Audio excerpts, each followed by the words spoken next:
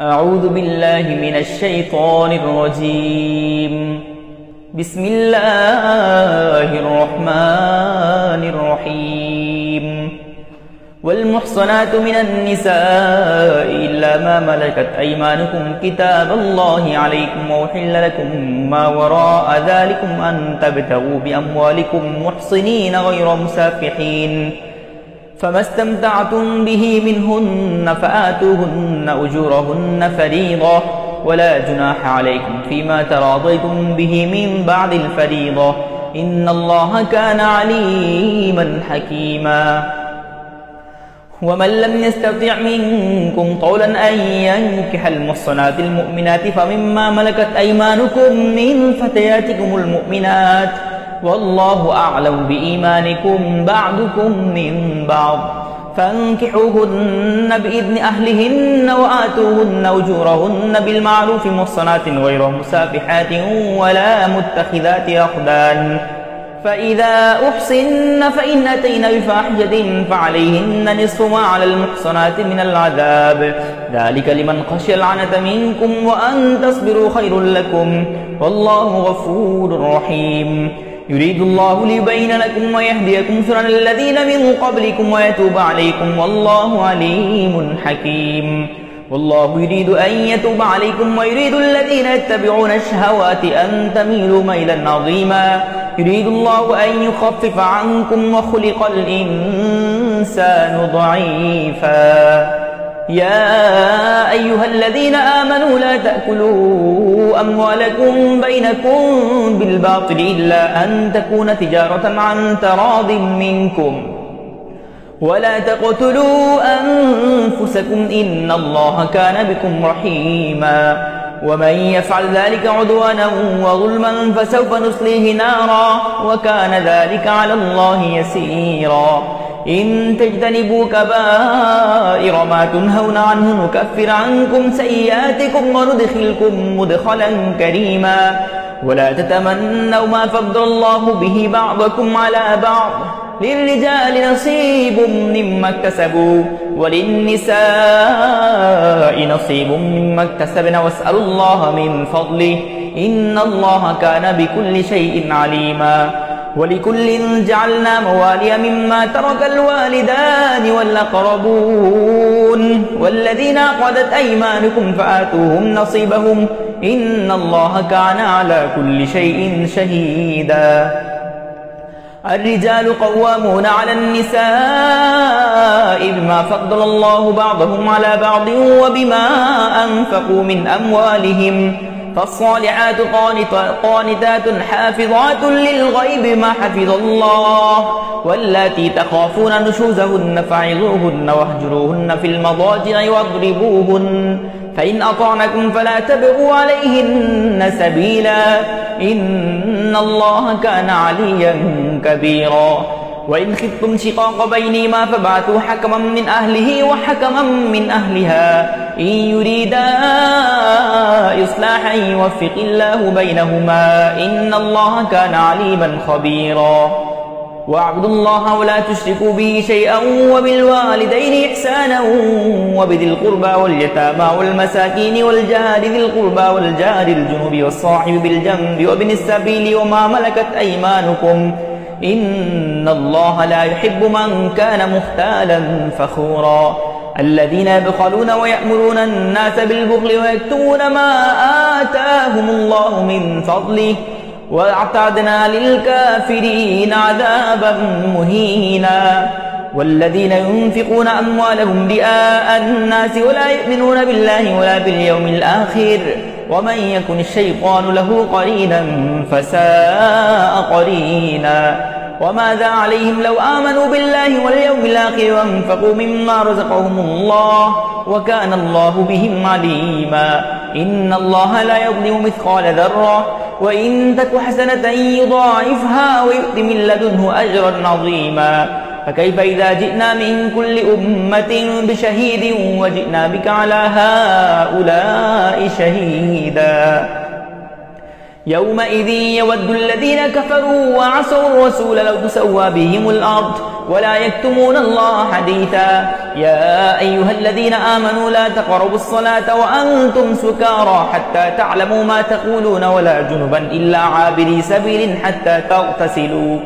وإن كنتم مرضى أو على سفر أو جاء أحد منكم من الغائط أو لامستم النساء فلم تجدوا ماء فتيمموا صعيدا طيبا فامسحوا بوجوهكم وأيديكم إن الله كان عفوا غفورا ألم تر إلى الذين أوتوا نصيبا من الكتاب يشترون الضلالة ويريدون أن تضلوا السبيل والله أعلم بأعدائكم وكفى بالله وليا وكفى بالله نصيرا من الذين هادوا يحرفون الكلم عن مواضعه ويقولون سمعنا وعصينا واسمع غير مسمع وراعنا ليا بألسنة وطعنا في الدين ولو أنهم قالوا سمعنا وأطعنا واسمع وانظرنا لكان خيرا لهم وأقوم ولكن لعنهم الله بكفرهم فلا يؤمنون إلا قليلا يا أيها الذين أوتوا الكتاب آمنوا بما نزلنا مصدقا لما معكم من قبل أن نطمس وجوها فنردها على أدبارها أو نلعنهم كما لعنا أصحاب السبت وكان أمر الله مفعولا إن الله لا يغفر أن يشرك به ويغفر ما دون ذلك لمن يشاء ومن يشرك بالله فقد افترى إثما عظيما ألم تر إلى الذين يزكون أنفسهم بل الله يزكي من يشاء ولا يظلمون فتيلا انظر كيف يفترون على الله الكذب وكفى به إثما مبينا ألم تر إلى الذين أوتوا نصيبا من الكتاب يؤمنون بالجبت والطاغوت ويقولون للذين كفروا هؤلاء أهدى من الذين آمنوا سبيلا أولئك الذين لعنهم الله ومن يلعن الله فلن تجد له نصيرا أم لهم نصيب من الملك فإذا لا يؤتون الناس نقيرا أم يحسدون الناس على ما آتاهم الله من فضله فقد آتينا آل إبراهيم الكتاب والحكمة وآتيناهم ملكا عظيما فمنهم من آمن به ومنهم من صد عنه وكفى بجهنم سعيرا إن الذين كفروا بآياتنا سوف نصليهم نارا كلما نضجت جلودهم بدلناهم جلودا غيرها ليذوقوا العذاب إن الله كان عزيزا حكيما والذين آمنوا وعملوا الصالحات سندخلهم جنات تجري من تحتها الأنهار خالدين فيها أبدا لهم فيها أزواج مطهرة وندخلهم ظلا ظليلا إن الله يأمركم أن تؤدوا الأمانات إلى أهلها وإذا حكمتم بين الناس أن تحكموا بالعدل إن الله نعم ما يعظكم به إن الله كان سميعا بصيرا يا أيها الذين آمنوا أطيعوا الله وأطيعوا الرسول وأولي الأمر منكم فإن تنازعتم في شيء فردوه إلى الله والرسول إن كنتم تؤمنون بالله واليوم الآخر ذلك خير وأحسن تأويلا ألم تر إلى الذين يزعمون أنهم آمنوا بما أنزل إليك وما أنزل من قبلك يريدون أن يتحاكموا إلى الطاغوت وقد أمروا أن يكفروا به ويريد الشيطان أن يضلهم ضلالا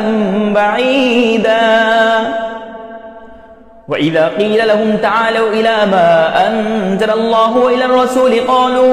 وإلى الرسول رأيت المنافقين يصدون عنك سدودا فكيف إذا أصابتهم مصيبة بما قدمت أيديهم ثم جاءوك يحلفون بالله إن أردنا إلا إحسانا وتوفيقا أولئك الذين يعلم الله ما في قلوبهم فأعرض عنهم وعظهم وقل لهم في أنفسهم قولا بليغا وما أرسلنا من رسول إلا ليطاع بإذن الله ولو أنهم إذ ظلموا أنفسهم جاءوك فاستغفروا الله واستغفر لهم الرسول لوجدوا الله توابا رحيما فلا وربك لا يؤمنون حتى يحكموك فيما شجر بينهم ثم لا يجدوا في أنفسهم حرجا مما قضيت ويسلموا تسليما ولو أنا كتبنا عليهم أن اقتلوا أنفسكم أو اخرجوا من دياركم ما فعلوه إلا قليل منهم ولو أنهم فعلوا ما يوعظون به لكان خيرا لهم وأشد تثبيتا وإذا لآتيناهم من لدنا أجرا عظيما ولهديناهم صراطا مستقيما ومن يطع الله والرسول فأولئك مع الذين أنعم الله عليهم من النبيين والصديقين والشهداء والصالحين وحسن أولئك رفيقا ذلك الفضل من الله وكفى بالله عليما يا أيها الذين آمنوا خذوا حذركم فانفروا ثبات أو انفروا جميعا وإن منكم لمن ليبطئن فإن أصابتكم مصيبة قال قد أنعم الله علي إذ لم أكن معهم شهيدا ولئن أصابكم فضل من الله ليقولن كأن لم تكن بينكم وبينه مودة يا ليتني كنت معهم فافوز فوزا عظيما فليقاتل في سبيل الله الذين يشرون الحياة الدنيا بالآخرة ومن يقاتل في سبيل الله فيقتل أو يغلب فسوف نؤتيه أجرا عظيما وما لكم لا تقاتلون في سبيل الله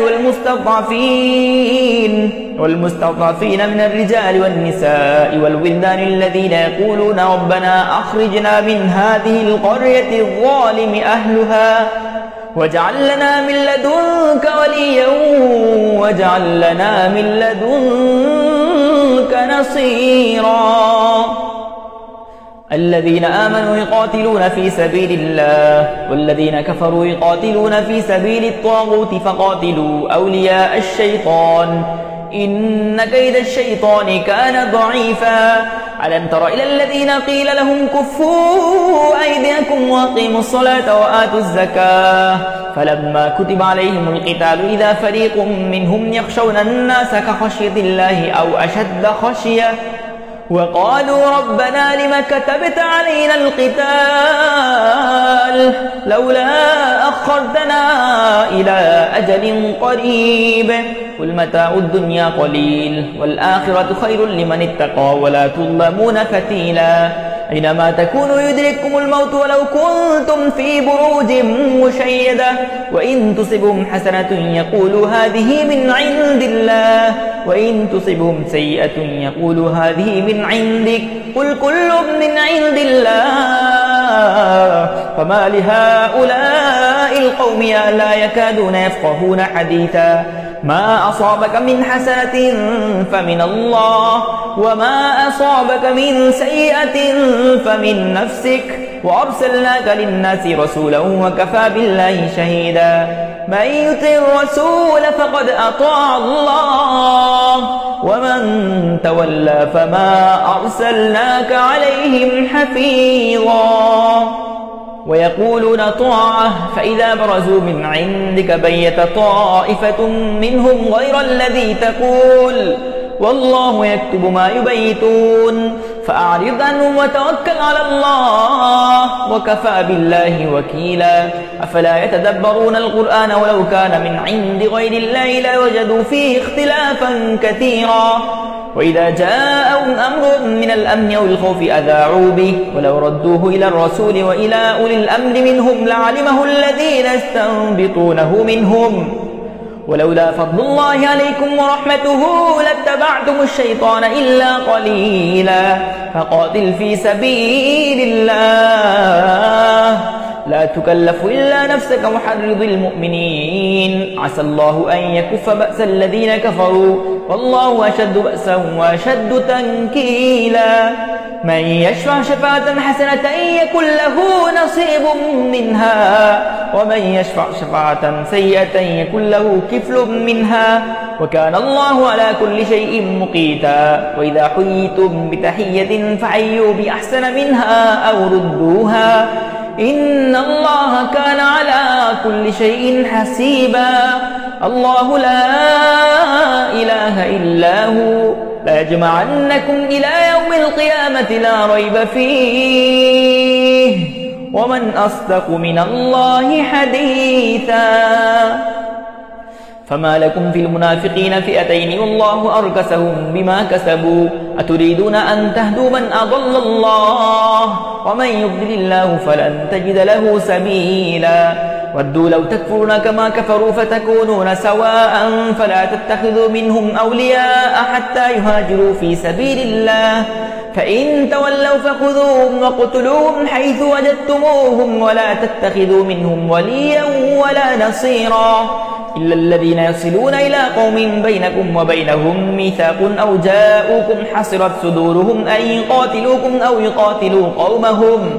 ولو شاء الله لسلطهم عليكم فلقاتلوكم فإن اعتزلوكم فلم يقاتلوكم وألقوا إليكم السلام فما جعل الله لكم عليهم سبيلا ستجدون آخرين يريدون أن يأمنوكم ويأمنوا قومهم كلما ردوا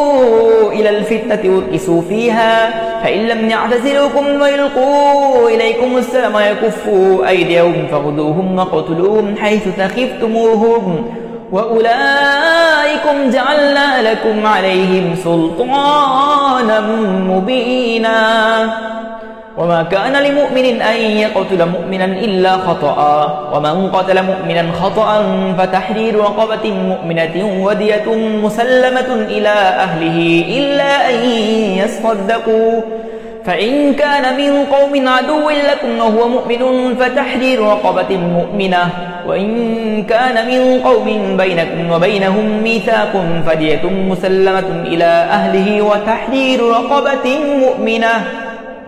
فمن لم يجد فصيام شهرين متتابعين توبة من الله وكان الله عليما حكيما ومن يقتل مؤمنا متعمدا فجزاؤه جهنم خالدا فيها وغضب الله عليه ولعنه وأعد له عذابا عظيما يا أيها الذين آمنوا إذا ضربتم في سبيل الله فتبينوا ولا تقولوا لمن ألقى إليكم السلام لست مؤمنا تبتغون عرض الحياة الدنيا فعند الله مغانم كثيرة كذلك كنتم من قبل فمن الله عليكم فتبينوا إن الله كان بما تعملون خبيرا لا يستوي القاعدون من المؤمنين غير أولي الضرر والمجاهدون في سبيل الله بأموالهم وأنفسهم فضل الله المجاهدين بأموالهم وأنفسهم على القاعدين درجة وكلا وعد الله الحسنى وفضل الله المجاهدين على القاعدين أجرا عظيما درجات منه ومغفرة ورحمة وكان الله غفورا رحيما إن الذين توفاهم الملائكة ظالمي أنفسهم قالوا فيما كنتم قالوا كنا مستضعفين في الأرض قالوا ألم تكن أرض الله واسعة فتهاجروا فيها فأولئك مأواهم جهنم وساءت مصيرا إلا المستضعفين من الرجال والنساء والولدان لا يستطيعون حيلة ولا يهتدون سبيلا فأولئك عسى الله أن يعفو عنهم وكان الله عفوا غفورا ومن يهاجر في سبيل الله يجد في الأرض مراغما كثيرا وسعة ومن يخرج من بيته مهاجرا إلى الله ورسوله ثم يدرك الموت فقد وقع أجره على الله وكان الله غفورا رحيما وإذا ضربتم في الأرض فليس عليكم جناح أن تقصروا من الصلاة إن خفتم أن يفتنكم الذين كفروا إن الكافرين كانوا لكم عدوا مبينا وإذا كنت فيهم فأقمت لهم الصلاة فلتكن طائفة منهم معك وليأخذوا أسلحتهم فإذا سجدوا فليكونوا من ورائكم ولتأت طائفة أخرى لم يصلوا فليصلوا معك وليأخذوا حذرهم وأسلحتهم ود الذين كفروا لو تغفلون عن أسلحتكم وأمتعتكم فيميلون عليكم ميلة واحدة ولا جناح عليكم إن كان بكم أذى من مطر أو كنتم مرضى أن تضعوا أسلحتكم وخذوا حذركم إن الله أعد للكافرين عذابا مهينا فإذا قضيتم الصلاة فاذكروا الله قياما وقعودا وعلى جنوبكم فإذا اطمأننتم فأقيموا الصلاة إن الصلاة كانت على المؤمنين كتابا موقوتا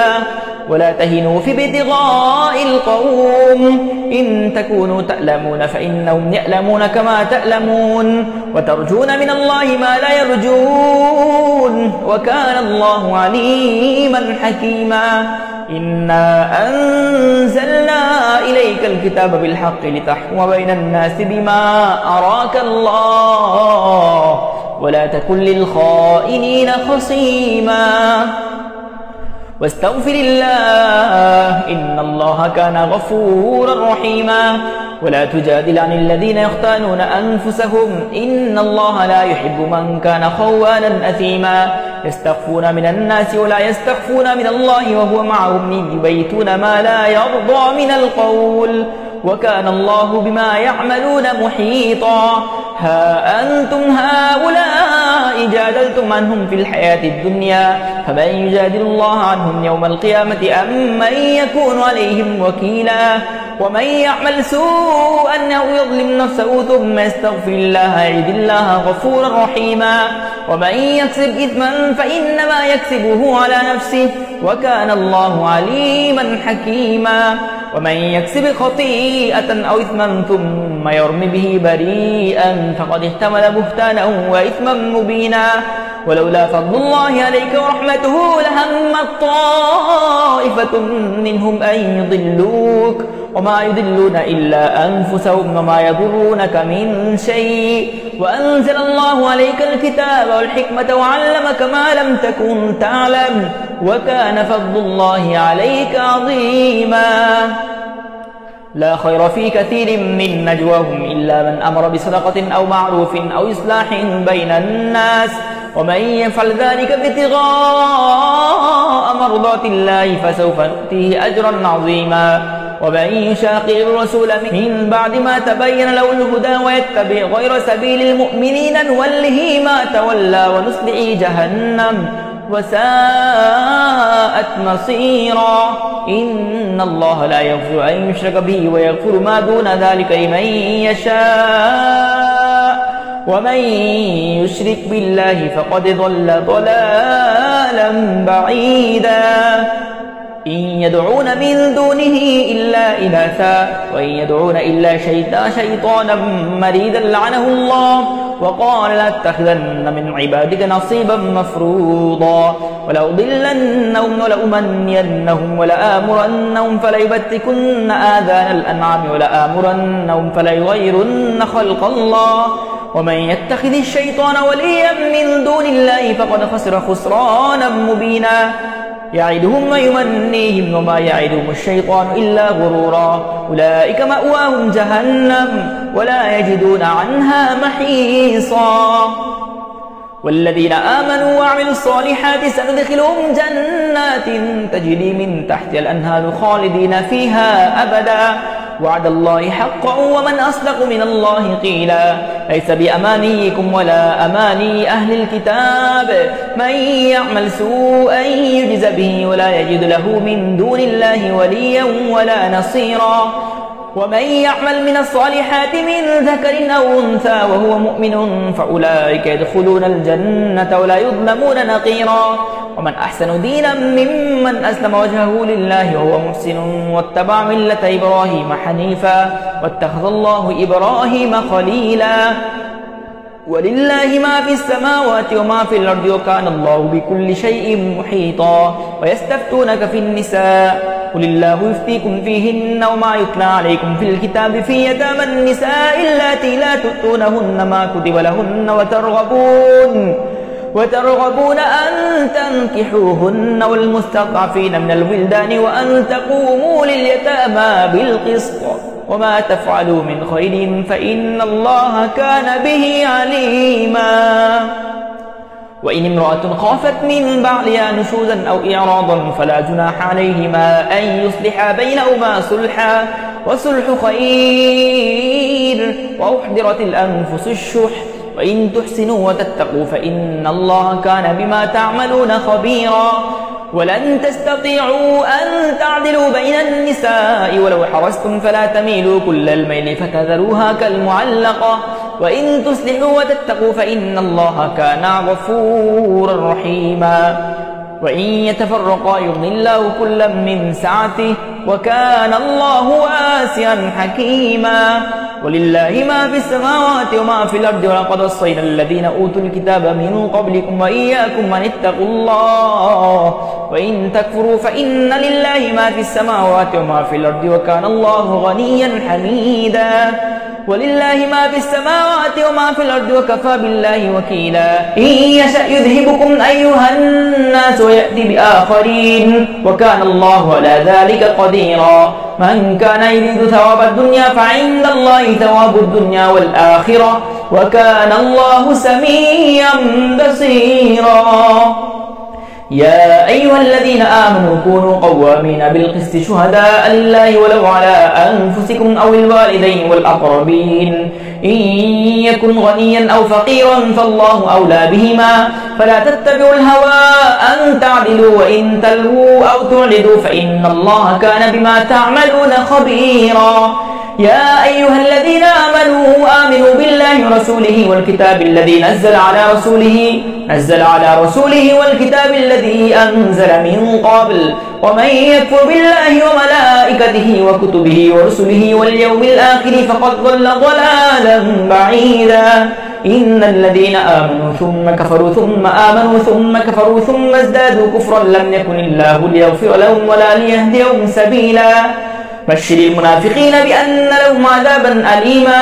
الذين يتخذون الكافرين أولياء من دون المؤمنين أيبتغون عندهم العزة فإن العزة لله جميعا وقد نزل عليكم في الكتاب أن إذا سمعتم آيات الله يكفر بها ويستهزأ بها فلا تقعدوا معهم حتى يخوضوا في حديث غيره إنكم إذا مثلهم إن الله جامع المنافقين والكافرين في جهنم جميعا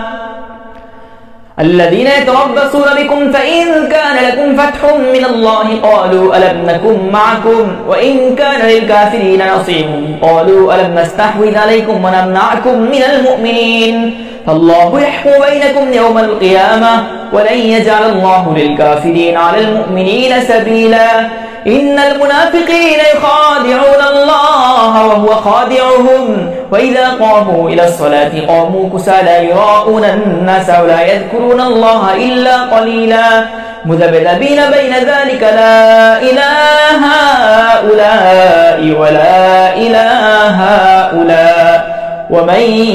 يضلل الله فلن تجد له سبيلا يا أيها الذين آمنوا لا تتخذوا الكافرين أولياء من دون المؤمنين أتريدون أن تجعلوا لله عليكم سلطانا مبينا إن المنافقين في الدرك الأسفل من النار ولن تجد لهم نصيرا إلا الذين تابوا وأصلحوا واعتصموا بالله وأخلصوا دينهم لله فأولئك مع المؤمنين وسوف يؤتي الله المؤمنين أجرا عظيما ما يفعل الله بعذابكم إن شكرتم وآمنتم وكان الله شاكرا عليما صدق الله العظيم.